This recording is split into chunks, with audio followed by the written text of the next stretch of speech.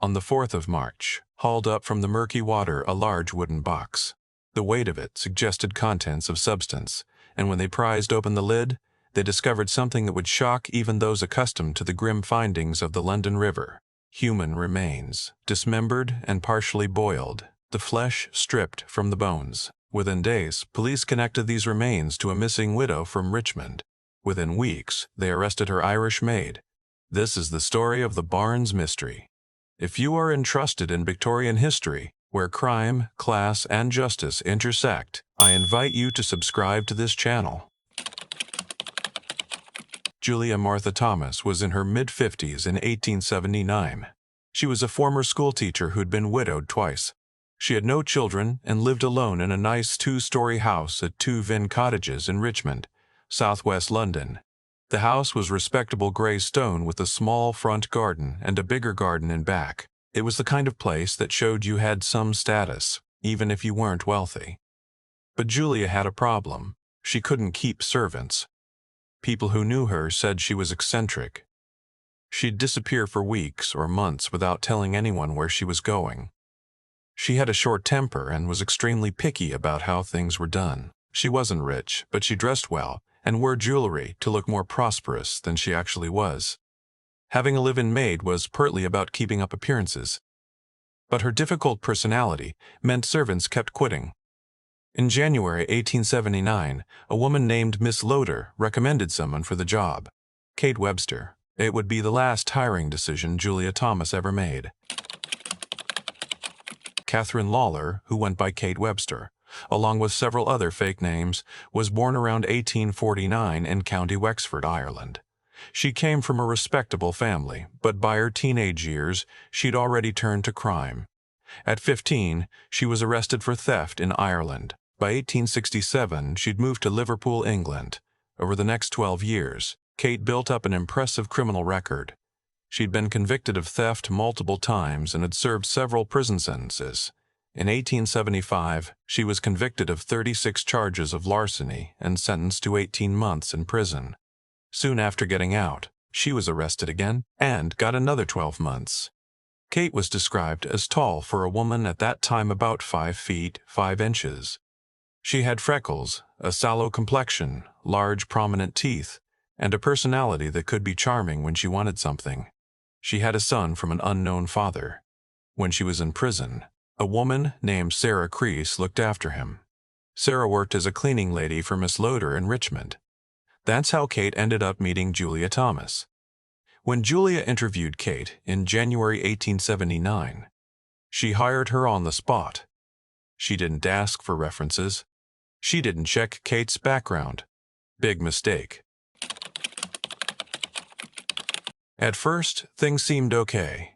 Kate later said she thought Julia was a nice old lady and that she could be happy working there. But the honeymoon period didn't last long.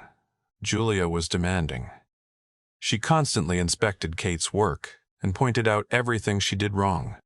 Kate, who was used to doing whatever she wanted between prison stints, didn't take well to being criticized. She thought Julia had a nasty spirit. Making things worse, Kate liked to drink. She'd go to a nearby pub called the Hole in the Wall and come back late, often drunk. Julia didn't approve and told her off repeatedly. The tension kept building until Julia finally had enough. On February 28, 1879, she gave Kate notice. Her last entry in her diary that day read, "Gave Catherine warning to leave." Kate was supposed to leave on February 28th, but she convinced Julia to let her stay 3 more days until March 2nd. Those 3 extra days would cost Julia her life. Sunday evening, March 2nd, 1879. Kate went out drinking at the Hole in the Wall pub. She came back drunk and late, which made Julia late for a church service she planned to attend. Julia was furious. She tore into Kate for being selfish and irresponsible. They had a massive argument before Julia left for church. When Julia got back around 9 p.m., neither woman had calmed down. The fight started up again. What happened next comes from Kate's own confession, made the night before her execution. According to Kate, she followed Julia upstairs after she got home from church. They were still arguing. Then, Kate pushed Julia down the stairs. The fall didn't kill her immediately, but it left her stunned and helpless on the ground floor. Kate panicked. She was afraid Julia would scream and the neighbors would hear, so she threw herself on top of Julia and strangled her to death. The neighbors in the attached house, a woman named Miss Ives and her mother, later said they heard one loud thump, like a chair falling over, but they didn't hear any screams or cries for help. Once Julia was dead, Kate faced a problem: what to do with the body. She decided to make sure no one could identify it.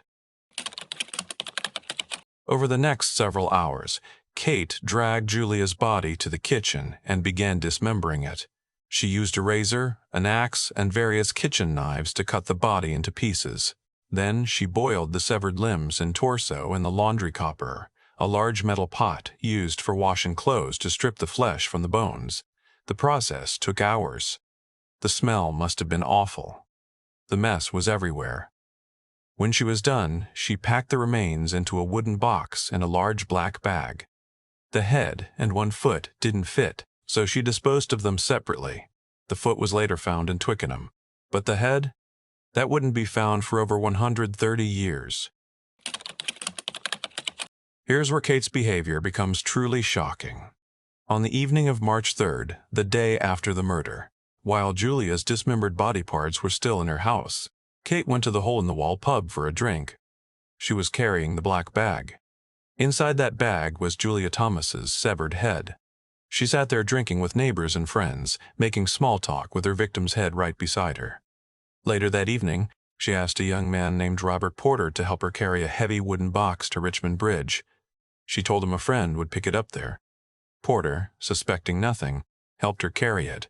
Once they got to the bridge, Kate sent Porter away. Then she threw the box into the Thames. She thought it would sink to the bottom and never be found. She was wrong. The box floated, and fishermen found it the very next day. When they opened it and saw what was inside, the case became an instant sensation. The newspapers called it the Barnes Mystery and the Richmond Murder. But at that point, no one had reported Julia Thomas missing. The police didn't know whose body parts they'd found, wearing the victim's clothes with the body disposed of. She put on Julia's clothes, her black silk dresses, her bonnet, her jewelry. She started telling neighbors and shopkeepers that she was Mrs. Thomas and that her former employer had gone away on a trip. Then she started selling everything: Julia's furniture, her household goods, her jewelry, her personal belongings. Kate pawned some items and sold others outright. She even tried to sell the house itself, claiming she'd inherited it from a dear aunt.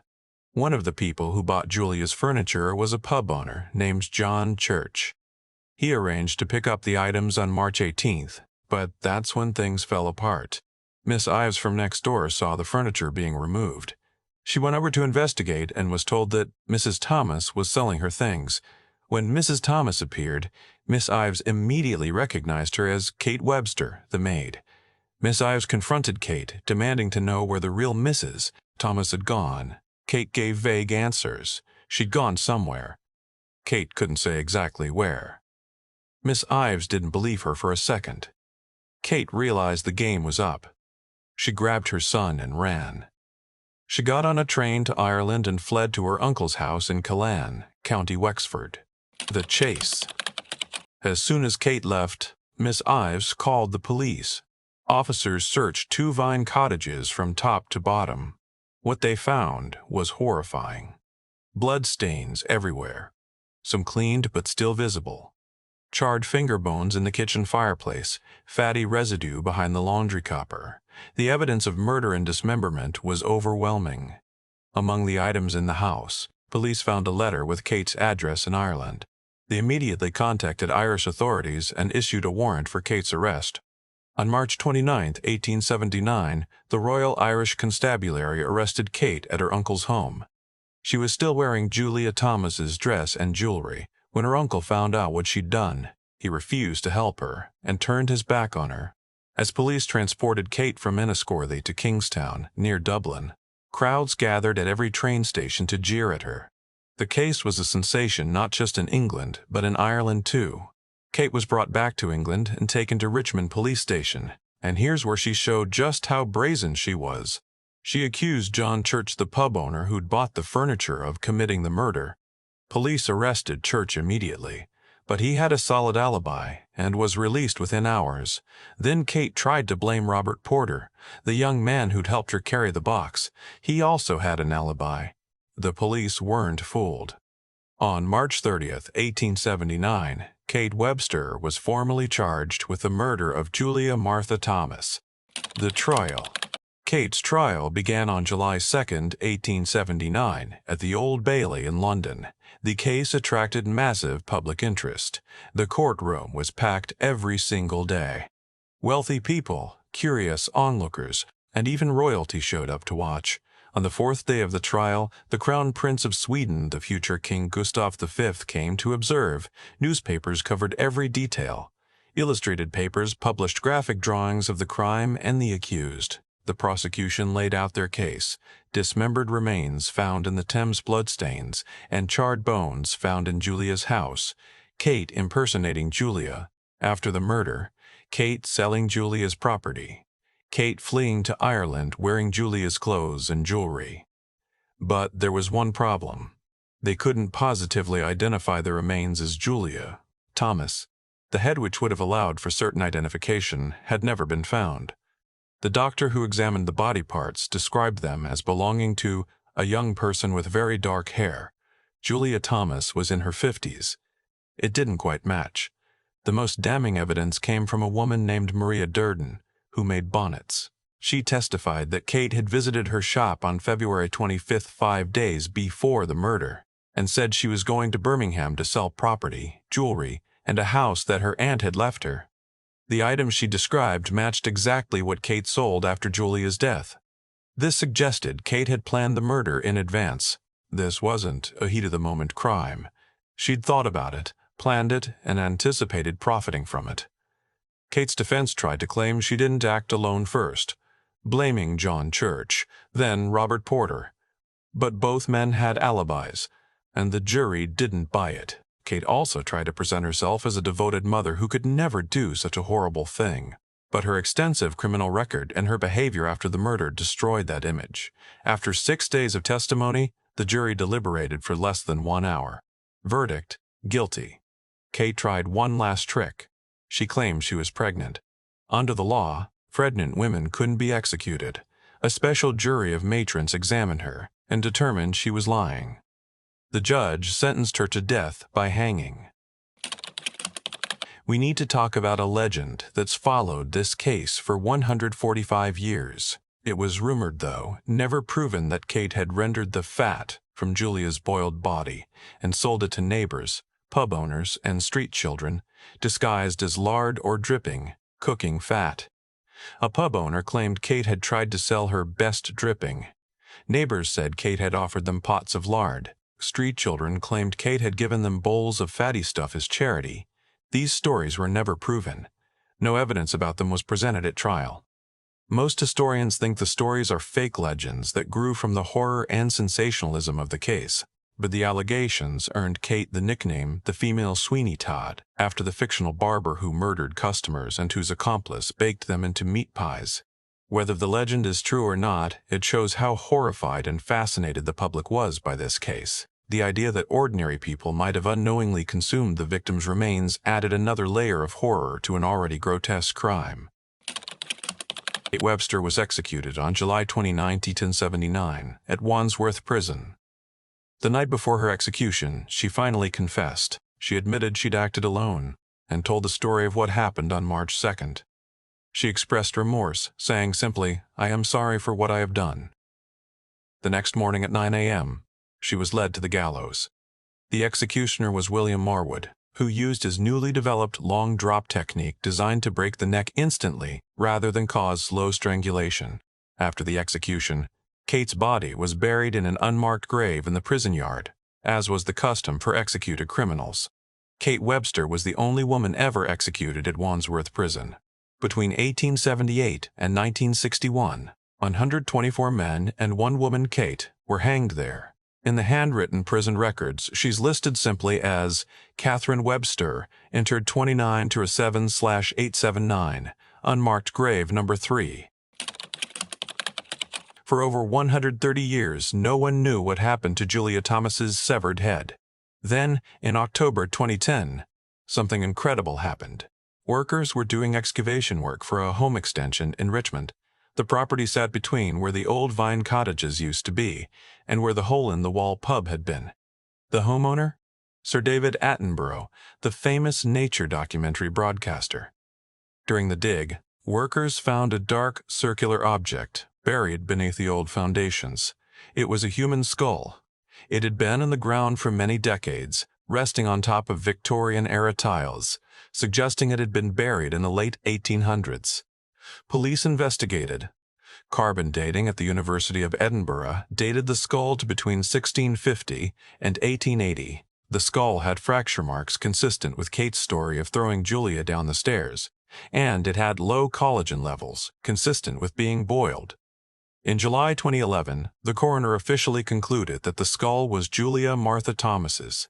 DNA testing wasn't possible because Julia had died childless and no living relatives could be traced. After more than a century, Julia's remains were finally complete.